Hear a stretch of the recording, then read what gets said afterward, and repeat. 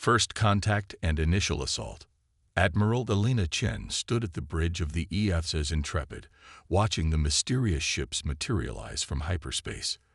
They emerged like obsidian daggers against the starfield, their hull designs unlike anything humanity had encountered in its centuries of space exploration. The ship's arrival marked humanity's first contact with the Krivax Empire, though no one knew that name yet. Multiple vessels detected, Admiral. Lieutenant Rodriguez reported, his fingers dancing across the holographic interface. Energy signatures off the charts. They're not responding to our hails. Chen's jaw tightened. After 20 years in Earth's fleet service, she'd learned to trust her instincts. Something felt wrong.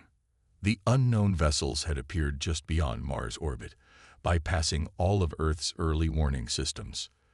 The bridge crew worked in tense silence, monitoring the approaching fleet. Suddenly, alarms blared across the command deck. Energy spike. Rodriguez shouted, "They're powering weapons." Before Chen could order evasive maneuvers, the lead Krivax vessel unleashed a devastating beam of violet energy. It sliced through 3 Earth defense platforms like paper, vaporizing them instantly. The unprovoked attack sent shockwaves through the entire solar system's defense network.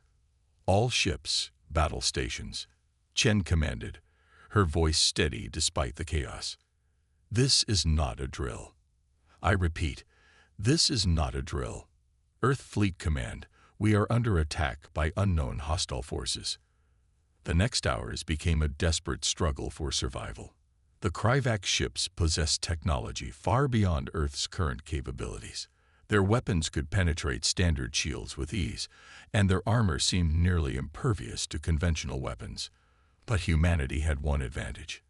They were fighting for their home. Chen coordinated with the other fleet commanders, utilizing tactics that had been theoretical until now. The Earth ships might be outgunned, but they were more maneuverable. They used Mars gravity well to execute slingshot attacks, coordinating their fire to overwhelm single targets. The battle raged across the solar system. Earth's colonies on Mars and Venus came under attack. Millions of civilians rushed to emergency shelters as the Krivax systematically targeted infrastructure and military installations. In the midst of the chaos, Chen received a transmission from the enemy. A towering figure appeared on her view screen.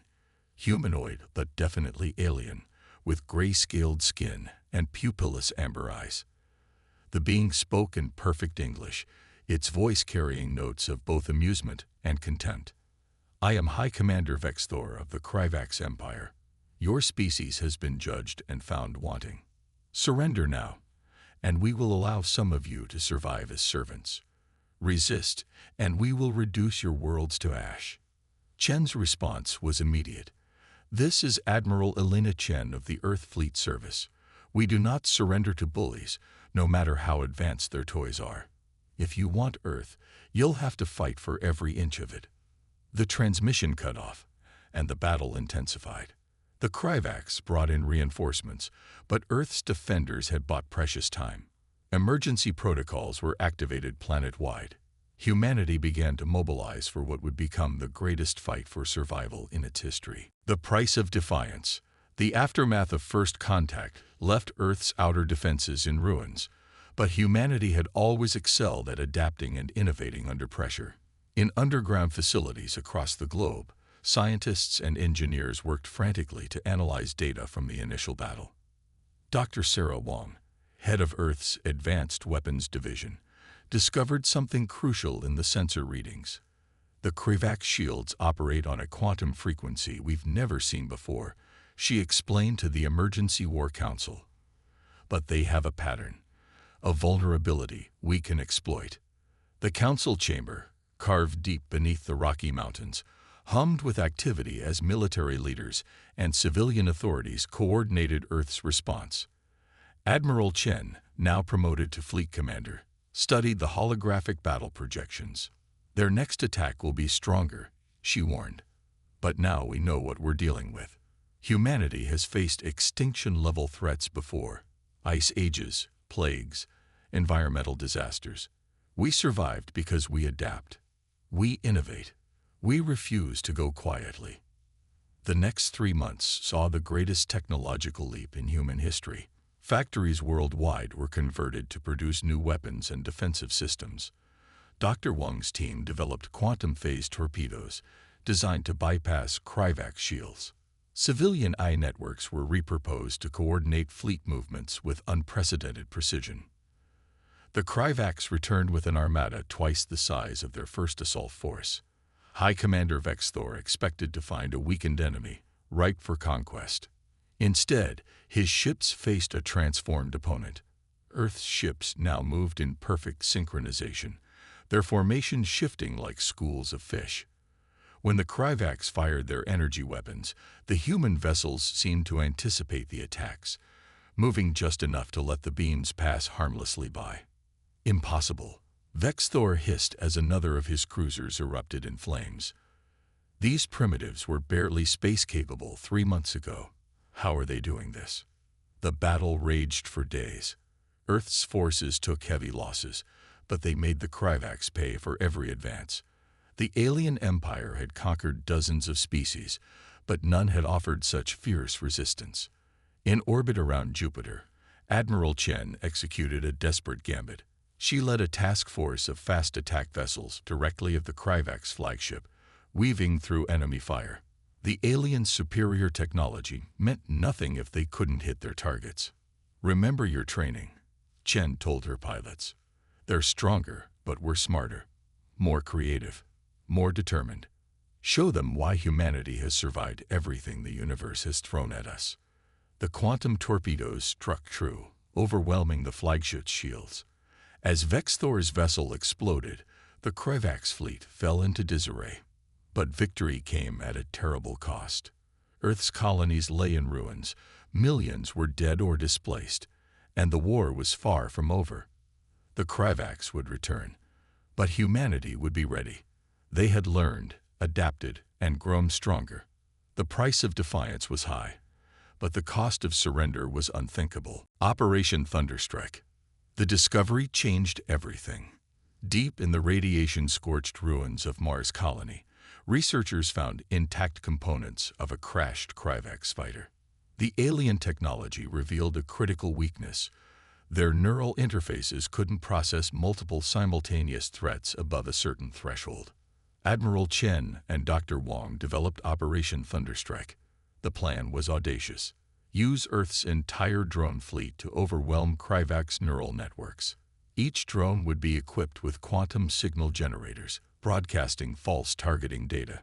"Their greatest strength is their weakness," Dr. Wang explained. "The neural interfaces give them perfect control, but they can't handle information overload. We'll give them more data than their brains can process." The CRYVAC's third wave arrived with enough firepower to glass a planet. But Earth was ready. As the alien fleet approached Saturn, thousands of automated drones activated. Each broadcast unique quantum signatures, making them appear as capital ships to CRYVAC sensors. The effect was devastating. Alien pilots struggled to process the cascade of false targets. Their perfect coordination dissolved into chaos. Some ships fired at empty space, others crashed into each other trying to evade phantom threats. "Now," Chen ordered. Earth's remaining warships emerged from hiding in Saturn's rings, their weapons specially calibrated to exploit gaps in the confused enemy formations. The battle turned into a slaughter. CRYVAC ships, their crews mentally overwhelmed, fell prey to precisely targeted strikes. The mighty alien armada broke apart under the assault of a supposedly inferior species. But in the midst of victory, a disturbing transmission reached Earth's command center. The CRYVACs weren't just an empire. They were running from something worse, something that had already consumed thousands of worlds. As the last enemy ships retreated in disarray, humanity faced a chilling realization. They had won their first interstellar war, but a greater threat loomed. The CRYVACs were merely the harbingers of a darkness spreading across the galaxy. Admiral Chen stood on the observation deck of her new flagship, watching engineers salvage CRYVAC's technology. "We'll be ready," she promised the stars. "Whatever's coming, humanity will face it together." And we'll win because that's what we do. We survive. The enemy within. The stolen Krivax data revealed an infiltration network already on Earth. Shape-shifting agents had been gathering intelligence for months, preparing for invasion. Captain Maya Santos of Earth Fleet Intelligence led the hunt, knowing every minute counted. Their biotech is advanced, she reported to Admiral Chen. They can mimic human form perfectly, but they can't replicate complex memories. Look for inconsistencies in personal histories. The search became a psychological war. Trust broke down as people suspected friends and colleagues. The Krivax agents exploited this, attempting to paralyze Earth's military response with paranoia and misinformation. But they hadn't counted on human intuition. While their disguises were perfect, they couldn't grasp human irrationality, emotional bonds, or cultural nuances. Small mistakes gave them away, using outdated slang, missing inside jokes, failing to understand family dynamics. Santos developed a brilliant countermeasure. Instead of trying to find the infiltrators, she let them find themselves. Her team seeded Earth's networks with contradictory cultural information. The aliens, trying to maintain their covers, began making increasingly obvious mistakes. They're too logical, Santos explained. They can't handle our contradictions. No human actually follows every social rule perfectly. We're wonderfully inconsistent. The plan worked. Krivax agents revealed themselves through their attempts at perfect human behavior. Earth's security forces moved swiftly, neutralizing the infiltrators before they could sabotage planetary defenses. More importantly, captured agents provided crucial intelligence about the greater threat they'd fled. The Void Swarm, a machine consciousness consuming entire civilizations. The Krivax invasion wasn't just conquest, it was a desperate search for allies against extinction. Admiral Chen called an emergency council. We have two options, she announced. Fight the Krivax to mutual destruction, or unite against a common enemy. Either way, humanity's future hangs in the balance. The choice would reshape the galaxy. But first, Earth had to survive the next 24 hours. Krivax reinforcements were coming, and this time, they wouldn't show mercy. Reckoning. Admiral Chen faced High Commander Vexthor across the negotiating table on neutral ground, a space station orbiting Venus. The Void Swarm had already consumed 3 star systems in the past month alone. Your species surprises me, Vexthor admitted. We thought you primitive. Instead, you showed us that innovation comes in many forms. Survival is humanity's specialty, Chen responded. Now we both face extinction unless we work together. The alliance was unprecedented. Human ingenuity combined with Krivax technology created defenses the Void Swarm had never encountered.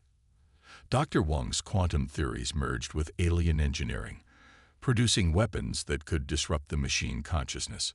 The final battle began at the edge of Sol system. The Void Swarm arrived, a vast cloud of networked machines that consumed matter and energy, breaking down civilizations into components for its endless expansion. Earth and Krivax ships fought side by side. Human drone swarms confused the machine intelligence while Krivax energy weapons struck at its core processors. But the swarm adapted quickly, learning from each engagement. All ships, execute pattern Omega, Chen ordered. The combined fleet scattered in seemingly random directions, except the pattern wasn't random. It was based on human chaos theory, unpredictable yet purposeful. The Void Swarm's logical processes couldn't anticipate the human element of controlled chaos. Its attempts to predict fleet movements left it vulnerable to precisely timed Krivax strikes. Dr. Wang's quantum disruptors fired, creating cascading failures throughout the swarm's network. The machines began to break apart, their collective consciousness fragmenting. Victory came at a terrible cost. Half the combined fleet was destroyed. Earth's colonies would take decades to rebuild. But humanity had proven itself on the galactic stage. In the aftermath, Vexthor addressed the Earth Council. We came as conquerors and found equals. The galaxy is changing. Together, we can shape its future. Admiral Chen watched Earth's cities gleaming in the distance. Humanity had faced extinction and emerged stronger, not through superior technology or numbers, but through the traits that had always defined them: adaptability, creativity, and the unshakable will to survive. The war was over.